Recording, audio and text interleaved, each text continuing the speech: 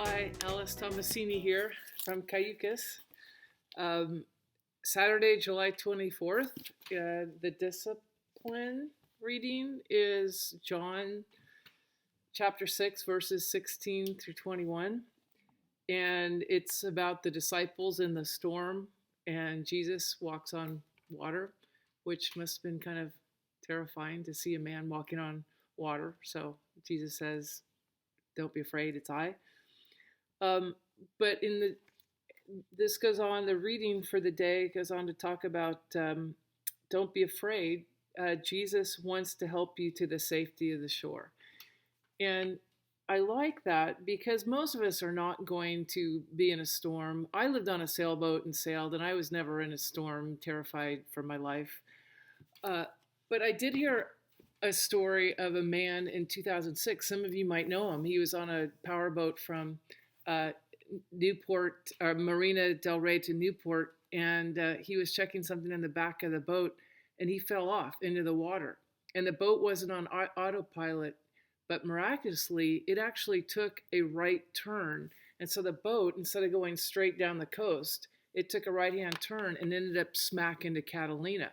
And so when the boat arrived in Catalina without a skipper, that alerted people that something was wrong, and they sent out a search committee. And in the meantime, he falls off the boat and without any flotation device, and a Mylar balloon shows up. So he grabs the balloon and thinking, okay, I'm going to make it. And then the balloon deflates, and now he's starting to get desperate. He hasn't been to church for a while, but he does remember the 23rd Psalm. And as he tells the story, he's reciting the Psalm, and after about the 10th time, his head is starting to go underwater and he's getting exhausted, and a plank shows up, and he was able to grab onto this plank thinking, okay, now I'm going to make it.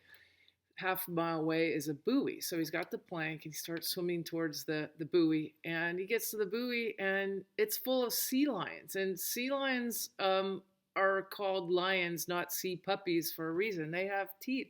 They weren't going to let him on the buoy.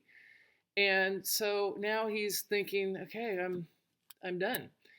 And just then his a brother shows up. They happen to find him because they were actually thinking he was in Catalina, and they were heading to Catalina. But because of this commotion on a buoy, one of the guys on the boat happened to say, "Oh, look at those aggressive sea lions, not letting that other sea lion on the boat." Turns out, then they recognized it was the person, so he was saved. Needless to say, I think he became much more church going after that. But, you know, a lot of us aren't going to find us in situations where Jesus is going to walk on the water, but he does give us Mylar balloons and planks. And what he really gives us is community and neighbors and friends that help us.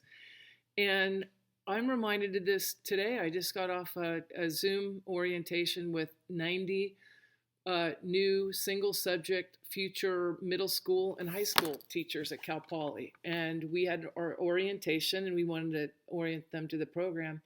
But the biggest part of the day was community building and icebreakers and things for them to get to know each other, because we realize what they really need is the connections with each other that support them, because they're frightened. Monday, my class starts, and I don't think that's going to scare them. They've all been, 4 years of college. They know how to do school, and they're smart kids. But a week or two after that, most of them start clinical practice. So they're in a live classroom with a cooperating teacher and real kids, and this is their passion. It's not about getting A's. They need to do well, and they want to learn how to teach. But they're frightened because there's a lot to learn. And so I really do like the idea that it's the community that will help, that Jesus gives us. And so that the final prayer, which I love, is, help me, God, to live without fear. Help me to ask for the help I need and to trust the body of Christ in the community, ready to appear when I need you. Amen. So thanks. That's my talk.